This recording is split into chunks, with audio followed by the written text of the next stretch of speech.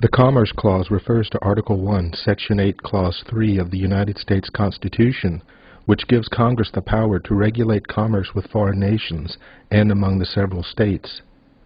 The Constitution enumerates certain powers for the federal government. Any powers that are not enumerated in the Constitution are reserved for the states via the 10th Amendment. It is clear that the states have had enough, and they are rising up to fight back against federal tyranny. And no one can blame President Obama. We have only ourselves to blame because he's made it very clear, as has his Attorney General, the chief law enforcement officer in the country. They just want to do a few things with gun laws, like take them away in large measure.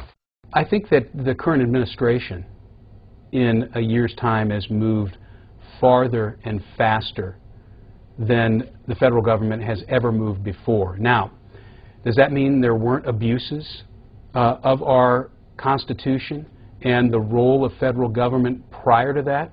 I don't think so. I think this has been going on for literally decades. In my opinion, I think what has happened here is, you know, the American people tend to not really pay all that much attention to our government unless our government really overreaches its bounds.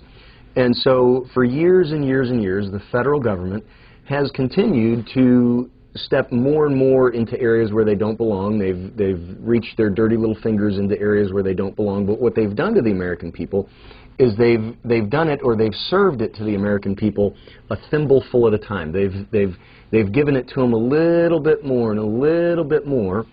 And it looks like maybe when served a thimbleful at a time, the American people are a lot more likely to go ahead and receive it or swallow it, so to speak. What's happened now with the election of President Barack Hussein Obama and the dominant control that the Democrats have both in the U.S. Senate and the U.S. Congress, the House of Representatives, in my assessment, in my opinion, what they've done is they've decided to go ahead and just really, instead of trying to serve up their encroachments a thimbleful at a time, they're trying to serve it to the American people in 5-gallon buckets. Well, when the federal government oversteps its bounds in 5-gallon buckets, the American people wake up. And the American people have awakened. The Patriot Uprising, what some people might call the Tea Party movement, whatever you want to call it, I call it Patriot Uprising. When the Patriot Uprising occurred, it really occurred and gained steam because the American people got fed up. They got sick and tired of a federal government that constantly overreaches its bounds. The federal government tells each and every one of us how many gallons of water we can have in our toilet. Our founding fathers never intended for the federal or central government to have that much control over our lives. The federal government has encroached upon the very fabric of our senses. With health care bills and bailout bills, and with every kind of Patriot Act bill, our nation sinks lower into the pit of gloom and depression. The American people desperately want a way out, but the federal government has other plans.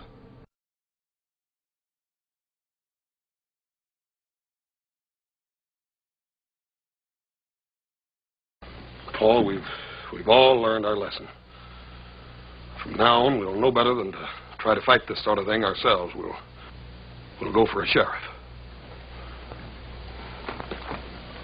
You mean from now on, the Cartwrights don't fight their own battles anymore? Is that what you're saying? From now on, whenever we get into any kind of trouble, we have to go begging for help? Not begging. It ain't begging. Well, then what is it if it isn't begging?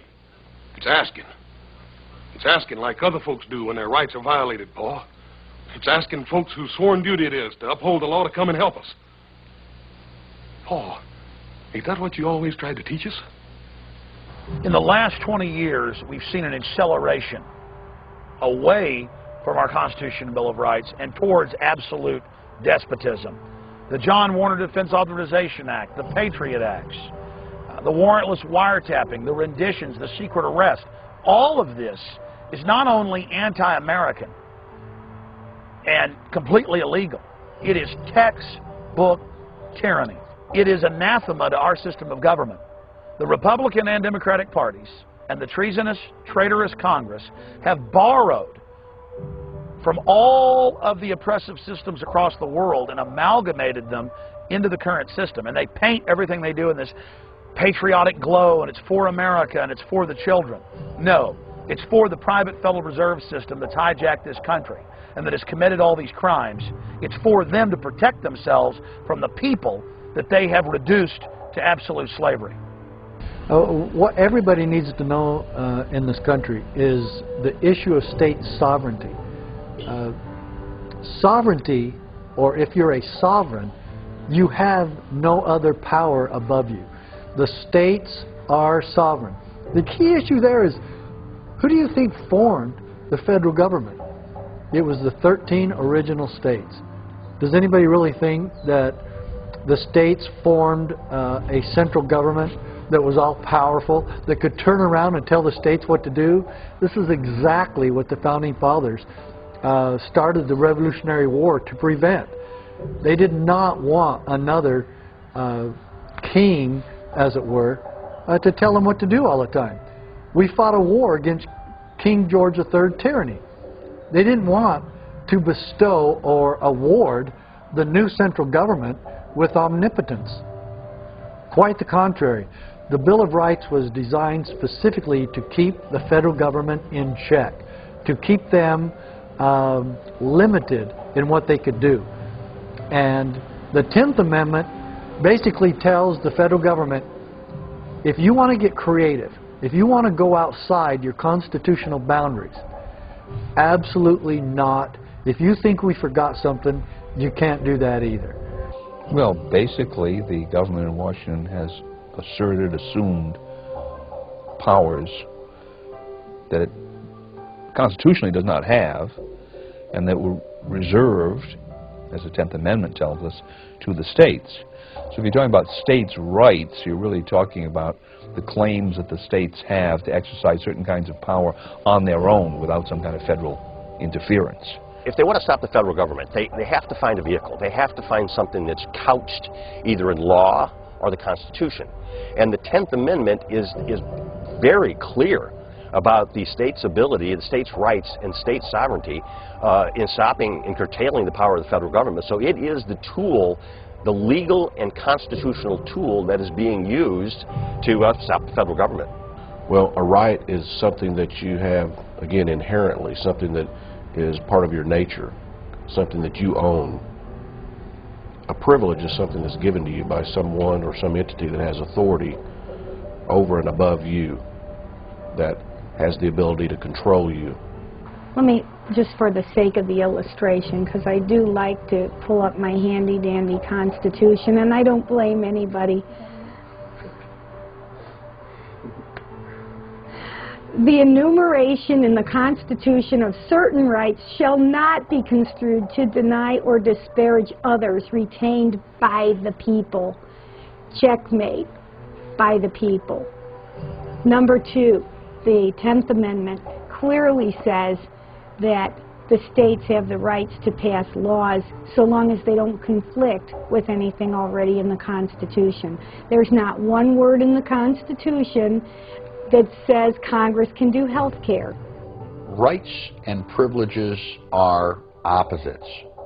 And assuming that that is true and that there aren't other options, either you need permission or you don't, then a number of other things are also true. One of the corollaries is that all of your rights derive from property. I pointed out that if I walk out of my house onto my land, I can walk back and forth on my land without asking for permission. Walking on my land is a right. Walking on my neighbor's land, on the other hand, is a privilege. And before I walk on my neighbor's land, I'm required to get permission. It's a privilege that can be revoked at a later time. We've got Dr. Edwin Vieira on the list. He's a constitutional scholar. He's argued cases before the Supreme Court. He's Harvard educated. He's written several books, including Constitutional Homeland Security. He is the definitive expert on the constitutional militia. The Constitution provides that the laws shall be made by the legislative branch, carried out by the executive branch, and interpreted by a third branch of the government, the judicial branch, to make certain no law violates the Constitution. Well, the federal structure is based on division of authority and division of responsibility. The government in Washington, D.C. Let me call that the general government, because the federal government includes everything. The federal government is the government in Washington, D.C., the government of the states, the localities, and ultimately the people themselves. The general government is designed to deal with problems involving all of the states. International relations, war and peace, regulation of commerce among the several states, uniform bankruptcy legislation, coining of money so that we'll have a uniform system of money. Right? Uniformity that applies across the board. Well, what has happened is that the people in Washington, D.C. discovered that money would be a good way to gain power. And through their taxing system and their banking system, they have been able to concentrate control over money in Washington.